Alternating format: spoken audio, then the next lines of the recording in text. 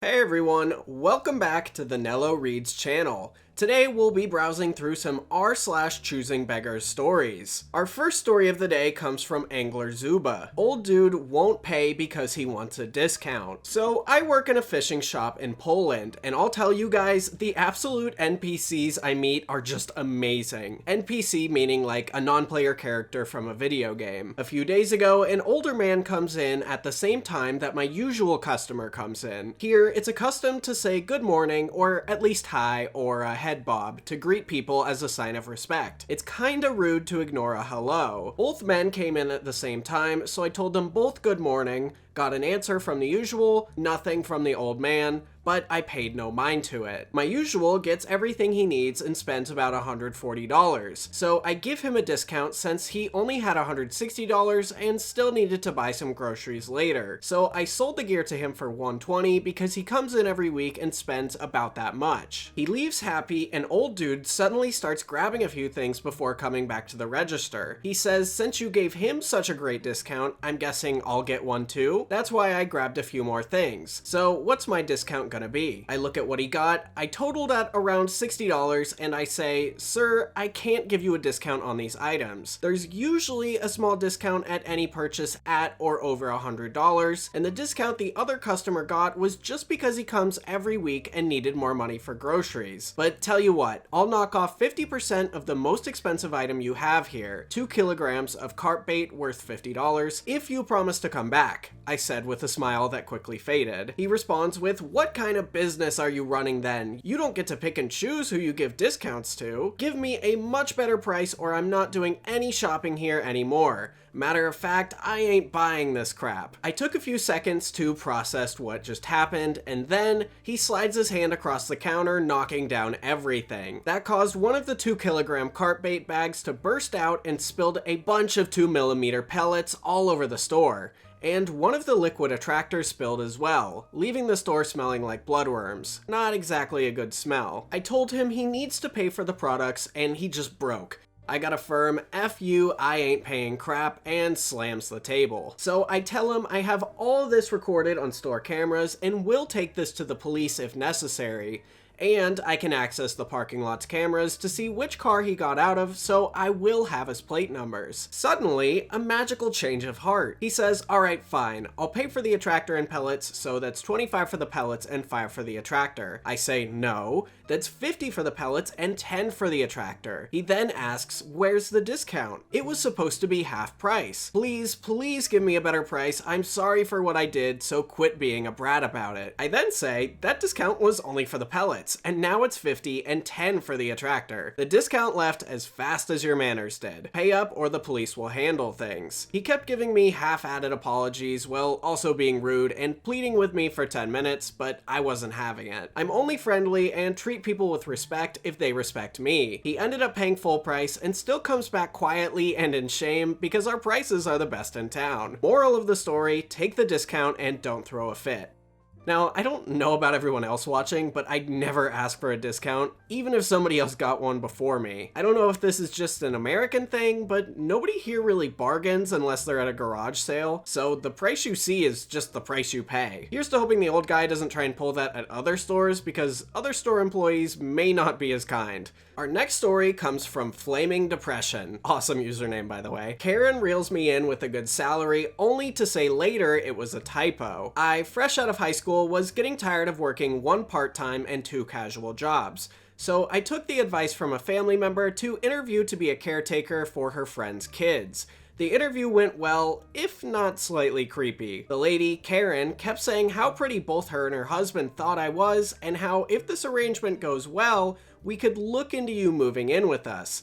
May have been innocent, but did not seem like it. She then goes on a tirade about how her past daycare was abusive for not feeding her child when he threw a tantrum and refused to eat the lunch the daycare provided him. She did admit to me he was still given snacks throughout the day though. She then went into what the job entailed.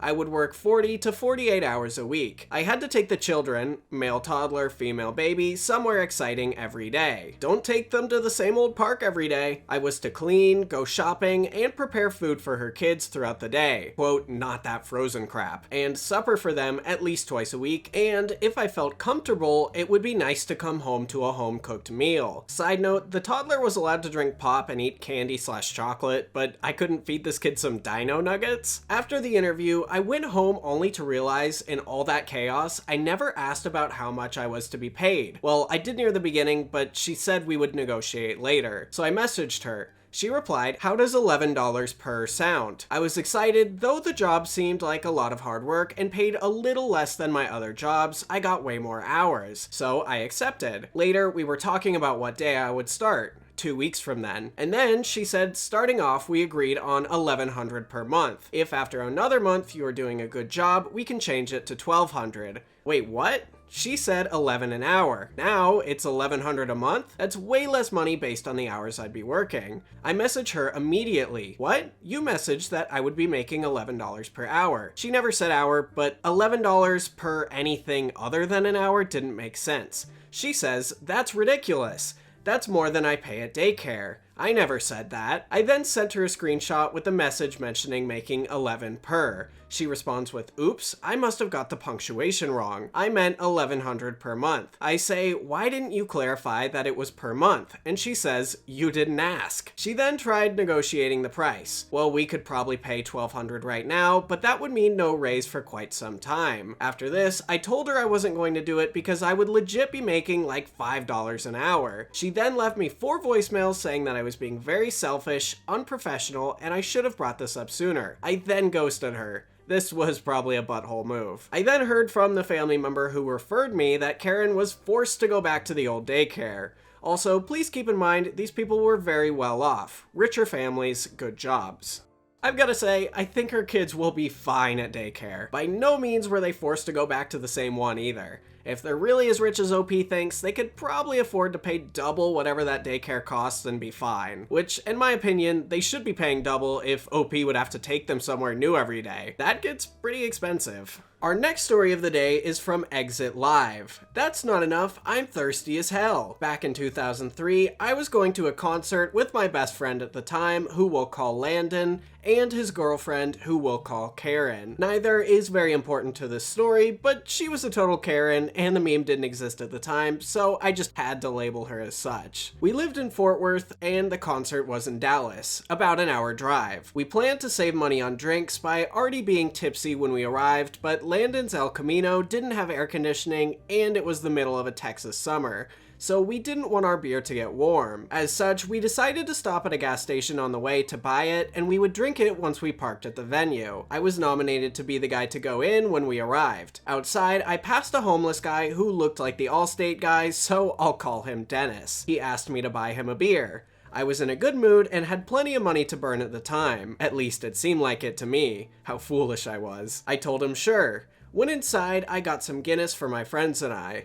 Dennis had not mentioned what kind of beer he wanted, but I worked overnight at a gas station at the time myself, and my experience was that homeless guys almost always bought Bud Ice. As such, I got him one of the large cans, either 24 or 32 ounce, but the biggest can they had of Bud Ice. When I got outside, I stopped to give it to him. He looked at it and said, "This isn't enough, I'm thirsty as hell." He then turned his back to me and walked off. Karen commented as we drove off, "I guess beggars can be choosers." That nasty can sat in my fridge for weeks until the next time my friend Kevin came over and drank it.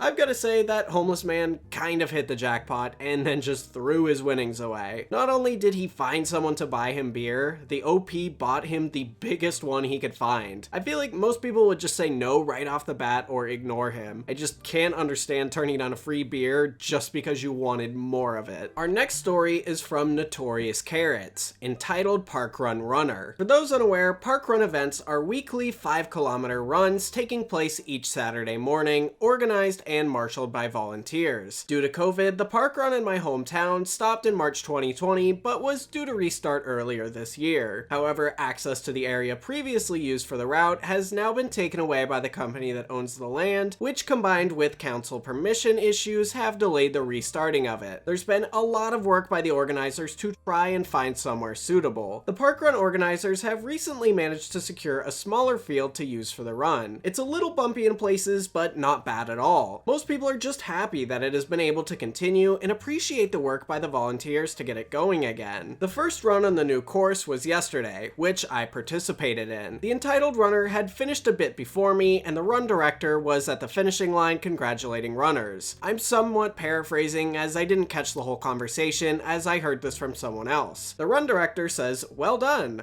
The runner responds with, "That was a garbage course, won't be doing that again." She's shocked and says, "Excuse me? You heard me, it's horrible and bumpy. Is that really the best you could come up with? You really don't know how much work has gone in behind the scenes to get this going again." I don't believe that. I work for the council, and there are plenty of better routes you could have used. If that's the case, maybe you could volunteer yourself. You're being very disrespectful to all the people who give up their own time to make this happen. No, I'm not. I'm just saying it how it is. Yes, you really are. Whatever. Well, I won't be doing this again. And the director responds with a simple, "Good."